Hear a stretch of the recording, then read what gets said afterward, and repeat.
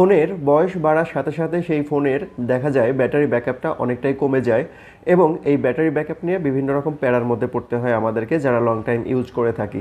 আজকের ভিডিওতে আমি আপনাদের সাথে কিছু টিপস শেয়ার করব যার সাহায্যে এই ব্যাকআপটা আপনি অনেকটাই বাড়িয়ে নিতে পারবেন। তো ভিউয়ার্স, সেই ধরনের সেটিংগুলোই আজকে আমি এক এক করে বলবো। আপনারা সেই পদ্ধতিগুলো খুব সহজেই অ্যাপ্লাই করতে পারেন এবং আপনার ফোনের ব্যাটারি ব্যাকআপটা অনেকটা বাড়িয়ে নিতে পারেন। তো চলুন আর বকবক না করে মূল ভিডিওতে চলে যাই। শুরুতেই আমরা চলে যাব আমাদের মোবাইলের প্লে স্টোরে। আপনারা আপনার মোবাইলের প্লে স্টোরে চলে যাবেন, দেন ডান পাশে উপরের দিকে যে ইমেজ আইকন রয়েছে সেই ইমেজ আইকনের উপর ক্লিক করবেন। এখান থেকে চলে যাবেন সেটিংয়ে, সেটিং থেকে চলে যাবেন জেনারেল যে অপশনটা রয়েছে সেই অপশনে চলে যাবেন। এখান থেকে দেখুন লেখা রয়েছে থিম, জাস্ট এইখানে ক্লিক করবেন। এখানে যদি আপনার লাইট থাকে বা ডার্ক থাকতে পারে, এটাতে আপনি জাস্ট সিস্টেম ডিফল্ট এই জায়গাটাতে ক্লিক করে ওকে করবেন। একটা সেটিং গেল। এরপর চলে যাবেন আপনার ফোনের সেটিংয়ে। আমি আমার ফোনের সেটিংয়ে চলে যাচ্ছি। সেটিং থেকে আমরা নিচের দিকে স্ক্রল করে চলে যাব যে ডিসপ্লে কোথায় আছে, জাস্ট এই ডিসপ্লের উপরে ক্লিক করব। ডিসপ্লের উপরে ক্লিক করার পর দেখুন এখানে দুইটা অপশন রয়েছে, একটা হচ্ছে লাইট মোড আর একটা হচ্ছে ডার্ক মোড। এখানে আপনার ফোনে ডার্ক মোড না থেকে নাইট মোডে থাকতে পারে, জাস্ট এখানে এই যে ডার্ক মোডটা সিলেক্ট করে দিবেন। ডার্ক মোড আপনি যখন সিলেক্ট করে দিবেন তখন আপনার ডিসপ্লেটা কিন্তু এরকম কালো হয়ে যাবে, এর ফলে ব্যাটারি ব্যাকআপটা কিন্তু অনেকটাই বেড়ে যাবে। যাই হোক, আমি লাইট মোড দিয়ে রাখছি ভিডিও বানানোর সুবিধার জন্য। আচ্ছা, এখন দেখুন আমি আবারও কিন্তু আগের অবস্থায় ফিরে এলাম। এরপরে আমি আবারও ব্যাক করলাম, ব্যাক করে চলে যাব পরের সেটিংয়ে। পরের সেটিংয়ে যাওয়ার জন্য আমি এখান থেকে গুগলে চলে যাচ্ছি।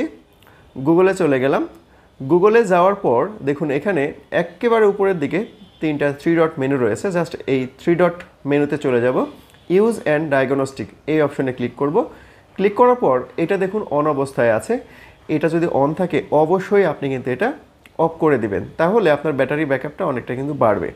এরপর আমি ব্যাক করলাম, ব্যাক করে চলে যাচ্ছি, আবারও সেটিংয়ে চলে যাব। সেটিংয়ে যাওয়ার পর এই যে সার্চ যে বারটা রয়েছে এই সার্চ বারে লিখবেন স্ক্যান। লিখলে দেখুন ওয়াইফাই স্ক্যানিং নামে একটা অপশন আসছে, এটার উপর ক্লিক করি। এটার উপর ক্লিক করলে এখানে দেখুন দুইটা অপশন কিন্তু অন অবস্থায় রয়েছে। ওয়াইফাই স্ক্যানিং এটা বন্ধ করে দিবেন, তাহলে আপনার মোবাইল আর সবসময় ওয়াইফাই স্ক্যান করতে থাকবে না, ফলে আপনার ব্যাটারিটা বেঁচে যাবে। আবার পরে দেখুন ব্লুটুথ স্ক্যানিং রয়েছে, এটাও অফ করে দিবেন, তাহলে আপনার মোবাইল আর ব্লুটুথও স্ক্যান করতে থাকবে না। এবং যদি পাবলিক ওয়াইফাই পেয়ে যায় এবং পাবলিক ওয়াইফাই পেয়ে যাওয়ার ফলে আপনার মোবাইলটা যদি অটো কানেক্ট হয়ে যায়, দেখা যাচ্ছে আপনার মোবাইলের গুরুত্বপূর্ণ ইনফরমেশনগুলো কিন্তু হ্যাক হয়ে যেতে পারে, সেটাও আর হবে না। ওকে, এরপর আমরা চলে যাব আরেকটি সেটিংয়ে। এটার জন্য আমরা চলে যাব, দেখুন ব্যাটারি কোথায় লেখা আছে সেই ব্যাটারিতে আমরা চলে যাব। দেখি ব্যাটারি কোথায়, এই যে ব্যাটারি অপশন আমি পেয়ে গেছি, এখান থেকে এই ব্যাটারিতে চলে যাব।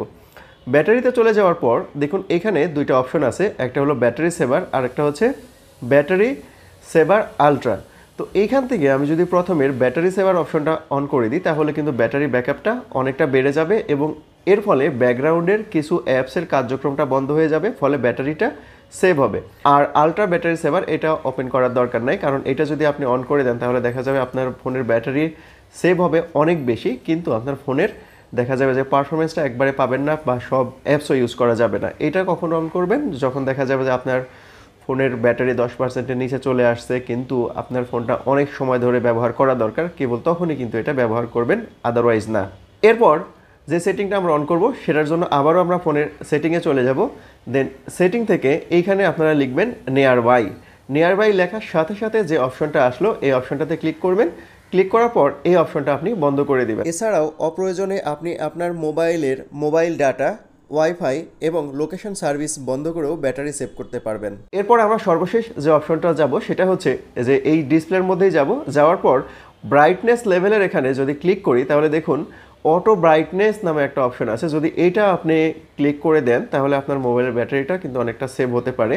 কারণটা হচ্ছে যে কখন কখন ব্যাটারি আপনার বেশি দরকার, কখন সেভ করা দরকার, এটা কিন্তু অটোমেটিক হয়ে যাবে। সো এটা আপনার জন্য একটা হতে পারে।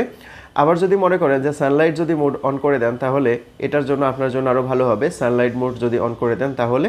এইভাবে আপনি যদি কিছু পদ্ধতি অবলম্বন করেন তাহলে আপনার মোবাইলের ব্যাটারি কিন্তু অনেকটাই সেভ করা সম্ভব হবে। এছাড়া সবচেয়ে গুরুত্বপূর্ণ যে ব্যাপারটা হচ্ছে যে এইখানে যে অ্যাপসগুলো রয়েছে, দেখুন এখানে অনেক অ্যাপ রয়েছে যে অ্যাপসগুলো আপনি ব্যবহার করেন না, সচরাচর ব্যবহার করা হয় না, সেই অ্যাপসগুলো আপনি কিন্তু এখান থেকে চাইলে আনইনস্টল করে দিতে পারেন। ধরুন আমি এই যে স্কিটো অ্যাপসটা আপাতত ব্যবহার করছি না, তাহলে আমি কি করতে পারি, জাস্ট এটার উপর ক্লিক করলে এই যে আনইনস্টল লেখা আসছে, জাস্ট এই আনইনস্টলের উপর যদি ক্লিক করি তাহলে অ্যাপসটা কিন্তু আনইনস্টল হয়ে যাবে। ফলে এই অ্যাপসটা যদি ব্যাকগ্রাউন্ডে চলে তাহলে যে ব্যাটারি লাগতো সেই ব্যাটারিটা কিন্তু সেভ হয়ে যাচ্ছে। এছাড়া আপনার অ্যাপসের যে পারমিশন, ধরুন এই যে পিক্সেল ল্যাবের আমরা যদি এখান থেকে অ্যাপস ইনফোতে যাই, অ্যাপস ইনফোতে গেলে ব্যাকগ্রাউন্ডে কতটুকু ব্যাটারি নেয়, এই যে অটো স্টার্ট অপশন বন্ধ করা আছে, ঠিক আছে, এখান থেকে কতটুকু ব্যাটারি নিচ্ছে না নিচ্ছে এটাও কিন্তু বোঝা যেতে পারে। এই যে এখানে ব্যাটারি সেভার দেখুন লেখা রয়েছে, এই যে ব্যাটারি সেভার, এটা কিন্তু অলওয়েজ রিকমেন্ডেড অবস্থায় আছে। এটাকে যদি আমরা রেস্ট্রিক্টেড ব্যাকগ্রাউন্ড অ্যাক্টিভিটি যদি এইটা ক্লিক করে দিই তাহলেই দেখা যাবে যে এটা ব্যাকগ্রাউন্ডে চলবে না এবং আমার ব্যাটারিটাও সেভ হবে। অথবা যদি এটা সিলেক্ট করে দিই তাহলে 10 মিনিট পরে কিন্তু অটোমেটিক অ্যাপসটা মানে ক্লোজ হয়ে যাবে এবং আপনার ব্যাটারিটাও কিন্তু বাঁচবে। এইভাবে প্রত্যেকটা অ্যাপস যদি এই কাজ করে থাকেন তাহলে কিন্তু আপনার ব্যাটারি সেভ করা সম্ভব হবে। তো ভিউয়ার্স, এই ছিল আজকের ভিডিও যদি ভালো লেগে থাকে এবং আপনার কাছে যদি তথ্যবহুল মনে হয় তাহলে অবশ্যই যাওয়ার সময় একটা লাইক দিয়ে যাবেন এবং যদি এইরকম ভিডিও কন্টিনিউয়াস পেতে চান, সবার আগে পেতে চান, তাহলে আমাকে ফলো করবেন যদি ফেসবুক থেকে দেখে থাকেন, এবং যদি ইউটিউব থেকে দেখে থাকেন তাহলে অবশ্যই সাবস্ক্রাইব করতে ভুলবেন না।